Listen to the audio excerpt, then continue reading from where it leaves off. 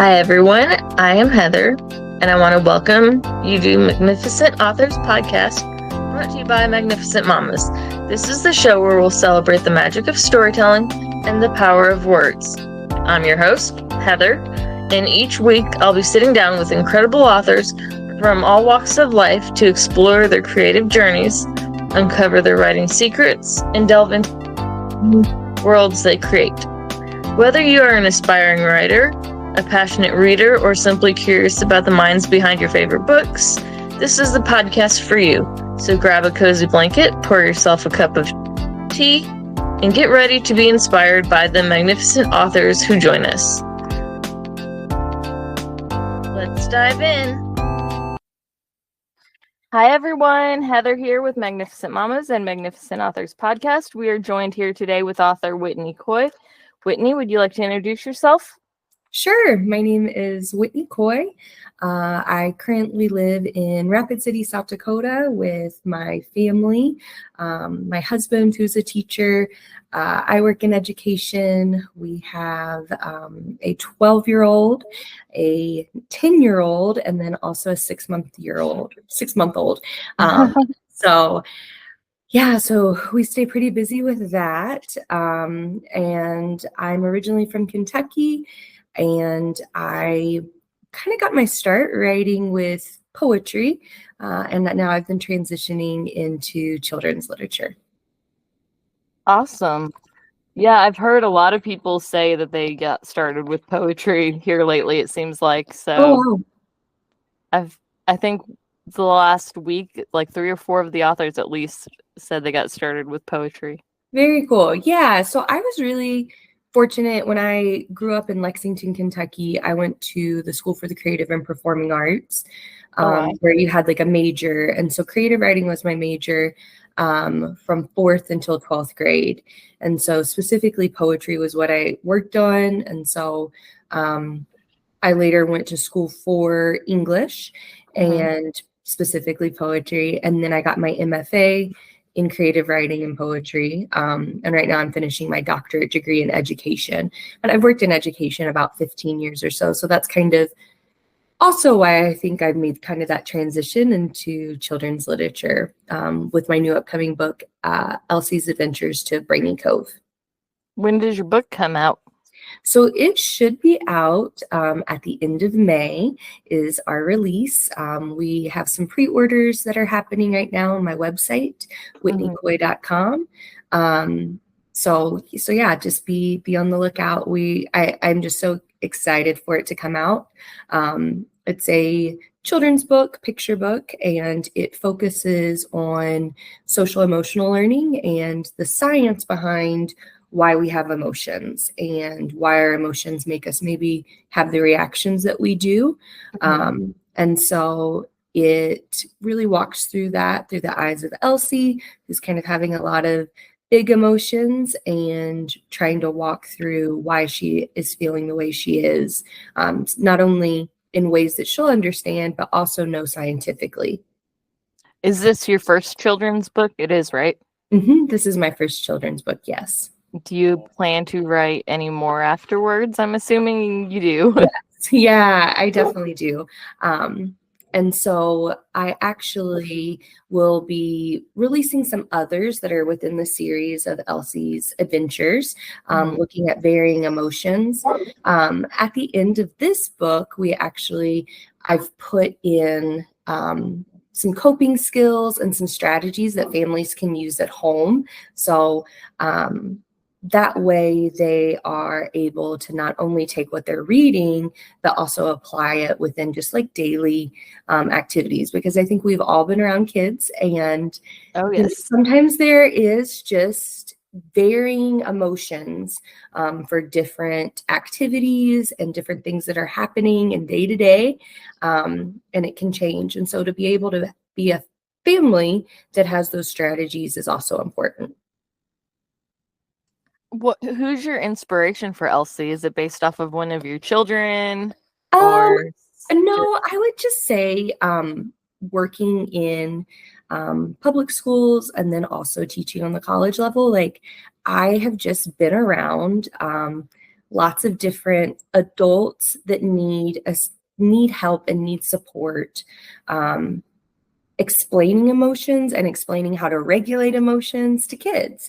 And I think particularly coming back from COVID, we in the education realm have seen that over and over again, where kids do not know how to regulate their emotions. And it can also stem back to maybe adults not knowing as well. So that was kind of my inspiration for it. But I think obviously being around kids and having kids has been beneficial in that journey, in wanting to write children's literature and wanting to write children's literature that can be beneficial and helpful, not only entertaining. What do your children and your husband think of your writing? So the big kids, they just think it's neat and cool. I think that's basically their understanding of it. My husband has just always been just such a support to me, and has been so wonderful. And so he was really the one that pushed me to carve out some time in our busy schedules and our days, to really sit down and write, because I had this idea for a while and had been kind of mulling it over, and had talked to different teacher friends and teacher groups about the idea of a social emotional learning book, what that could be. But then actually just sitting down and taking the time to write and to then edit and things of that nature can really, be time consuming. And so having a partner that's been supportive has been just amazing, to say the least. That's awesome. Thank you. Do you have your book around where we could see it by chance, or like? No, not yet. No. Well, I had to ask. Yes, absolutely. So I will say we, on like my different social media and on my website, whitneecoy.com, I've been releasing different snippets of characters from the book, and asking different opinions on things. So definitely be sure to check out some of those blogs and also social media, just to stay in the loop and to see what Elsie looks like and what her Granny Grace looks like, and some of the other brain characteristics as well. That's awesome. That's so cool that you're doing that. I feel like a lot of authors with their books, they don't, do the little hints, little description of the picture of the character, that type of thing beforehand. Yeah. That's awesome that you do. Thank you. Yeah. I've been working with a really wonderful illustrator, and it's been a really hands-on process for both of us, working together, and thinking about just marketing the book, and thinking about what would I want to see if I was a reader? What would I want to see if I were to be buying a book for my child? Well, I think it would be neat, especially if the book's not out yet, to really see what the characters look like. And so we have Elsie having red hair, which our 6-month-old daughter has red hair. So I will say that there's that bit of a connection. But then we have Granny Grace, who is a character that we really wanted to be intentional with, for her to look like Elsie, and to be able to do some of the different events and actions in the book. So we have just been really working hard together, the illustrator and I, to come up with a really wonderful vision within the book. That's awesome. If you had to write a different genre that wasn't children's books or poetry, what would it be? Oh, I was going to say full poetry, because I have 2 books in poetry already out. So I would say probably creative nonfiction.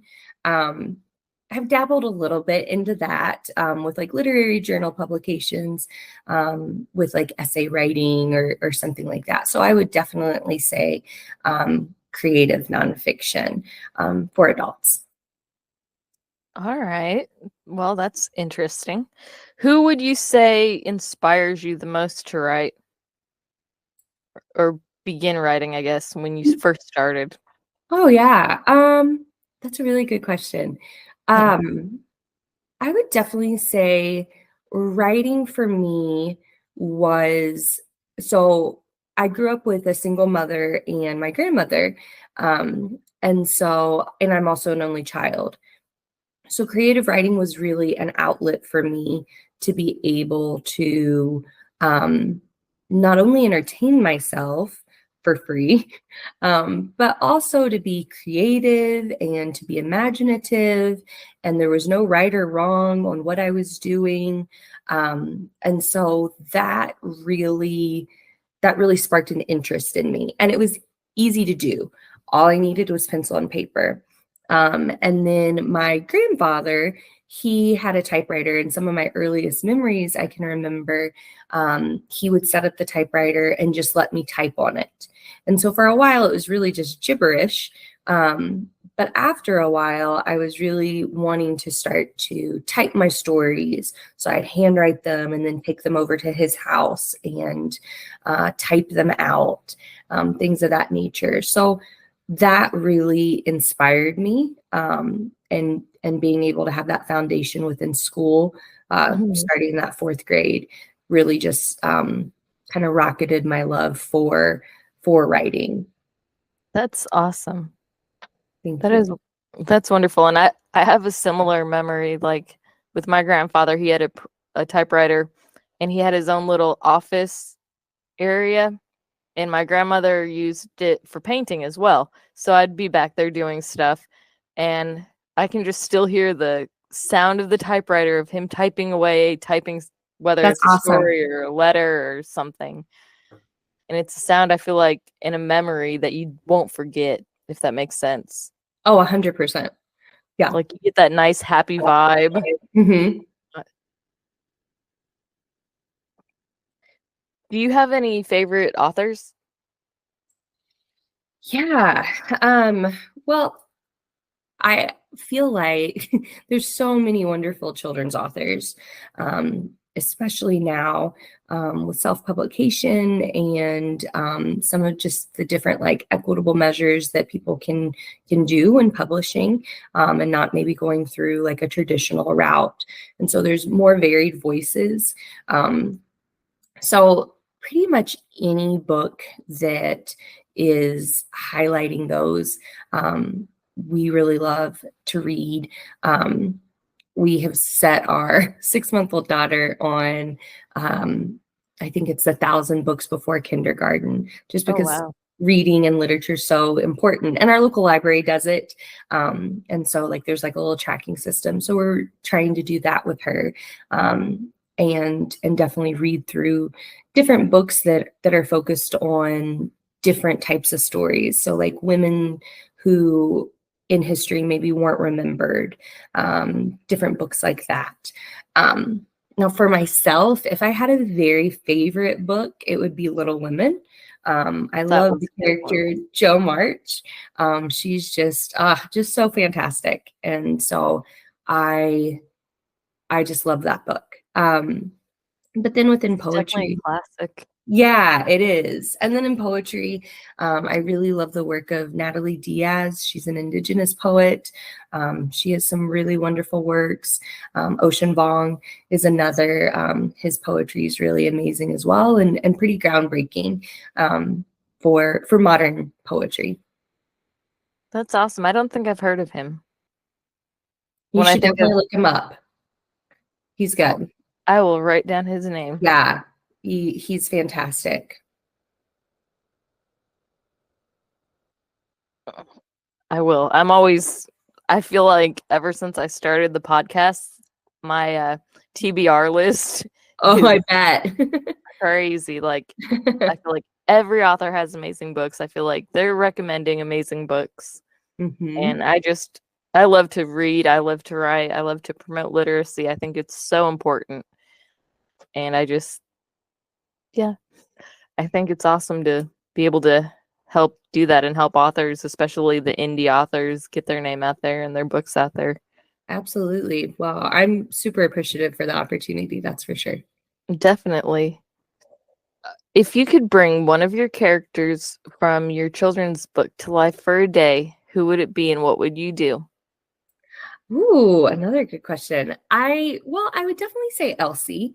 Um, and I think what I would do with Elsie would just be just do some of the fun things that you get to do as a parent. And so whether that's taking your child to like a painting place or playing with them on the trampoline or just being outside with them or reading a book. We do a lot of shared reading Hmm. in our house. And so that's always fun. Our 10-year-old daughter, we're currently reading the first Harry Potter together, the illustrated version. So she's loving that. That's And awesome. yeah, so I think doing activities like that with Elsie is something that I would do.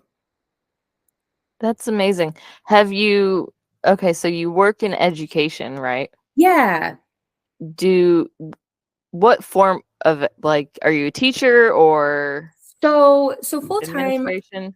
no, so full time, I actually work for an education cooperative. And so I work with mentoring educators and um, aiding in professional development for educators and administrators, mostly at areas of equitable education, such as like Mhm. family engagement, which can fall with family literacy, doing different activities to hear student and family voice on their educational needs and like wants. And so that's been what I've been doing for the past few years. I did used to teach full time, Mhm.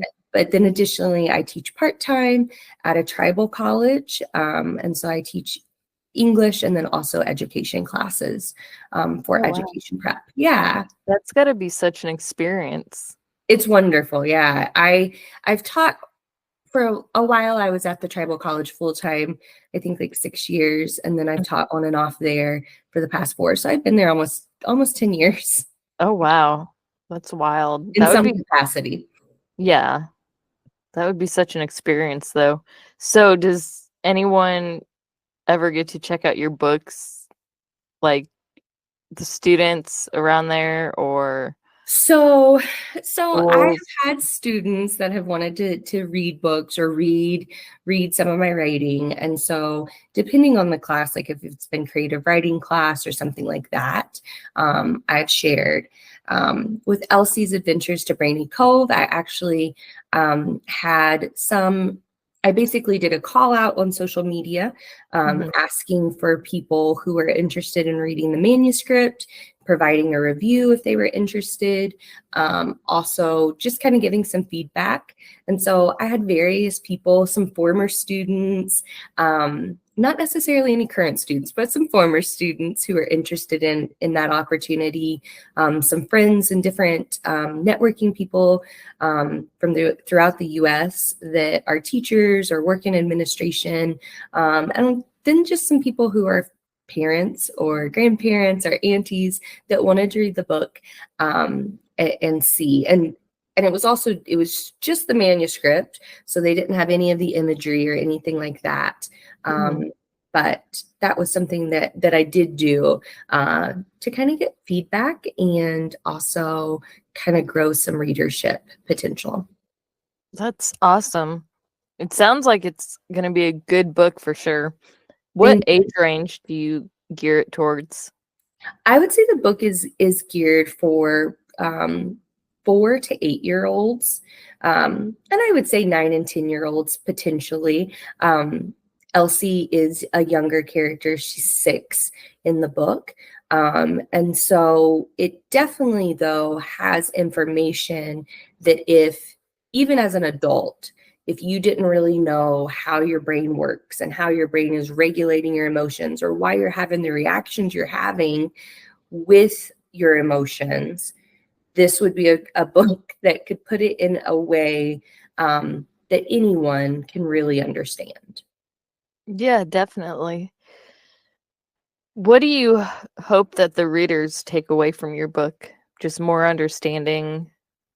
Yeah, I think ultimately what I want readers to take away would be kind of what you were saying, an understanding of their emotions and being able to be the person that can control their emotions. And when I say control, I don't mean not have emotions or show emotions, including big ones. What I mean is being able to regulate those emotions and to be able to properly feel those emotions without hurting yourself or hurting others around you, or without having reactions that maybe take you out of being able to experience life to its fullest.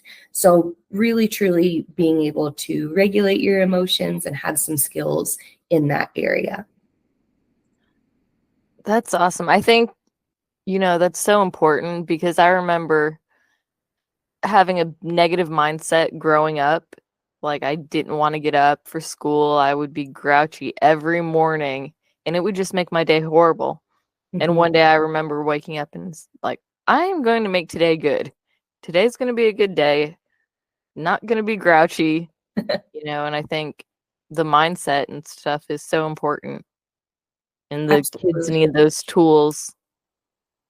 Yeah. And I don't think that's something always necessarily taught in school and sometimes not in homes as well. So having another place to learn these lessons, these important life lessons, really is awesome that you're doing that. Thank you. Yeah, and that's kind of my hope for the series, particularly with Elsie, is to really look at some of those emotions, look at some of those common actions that kids have. Like currently in the book, Elsie's described as being like sunshine and doing all these fun things. But at the same time, when she gets frustrated, she gets really frustrated. And sometimes she just doesn't know what to do. So is she going to knock over her toys? Is she going to hit a friend? Is she going to slam a door? Those things happen to kids. Sometimes they even happen to adults. So really being able to think about those and to see yourself in those characters and to see yourself in those situations, I think is important, and to be realistic. I don't think everything's going to change overnight for a person or a child, but I do think being able to reiterate it through reading or through a series would be beneficial. Oh, I agree completely. I think that would definitely help. And I think, that would help a lot of children. If you had to give advice to any aspiring author, what would it be? To keep going. I think particularly within writing, there's such a high rejection of publications, whether it's in literary journals or whether it's through agents and queries. And rejection is normal in writing. And it may just be rejected because it's not the manuscript that they're looking for. It's not the theme that they're looking for that month. It's not that it's not a good manuscript or not a good story. So I would definitely just say to keep going. Or there are routes for people to be able to publish, particularly indie writers, to really get your foot in the door. And so I would say to just keep writing and to write stories, or, whatever your writing genre, I should say, Yeah, definitely. that are meaningful to you. That's where the passion's at. Absolutely. So the day that we air this, we will make sure to share a link to your website, any socials you've provided. That way readers can reach out to you and connect with you and everything. It has been awesome to have you on our show today. I just wanted to let you know that. Thank you. And if you have anything else you'd like to tell any viewers, we'd love to hear it. I think that that's really it. I just appreciate my time on here. If you are interested in the book, definitely hop onto the website that's going to be shared, and pre-order. We're hoping to get those all in the mail by the beginning of June. And then from there, we are just wanting to get this out. And particularly as the author, I am looking forward to doing book readings and signings, anything that I can, to really not only promote this book, but get this book in the hands of young readers. That's who should be reading it. So any of those opportunities, I would be thankful for. Well, that's awesome. And thank you so much. Thank you. And we've enjoyed having you on our show and can't wait to see you again. Thank you so much. Thank you. And that's a wrap on another episode of Magnificent Authors Podcast. Thank you so much for joining me today. It was a pleasure to share another inspiring conversation with a talented author. If you enjoyed this episode, don't forget to subscribe to Magnificent Authors Podcast so you don't miss any of our upcoming conversations with amazing writers. And be sure to check out Magnificent Mamas on our website, which is www.magnificentmamas.us, or on our Facebook page for more inspiring content from incredible authors.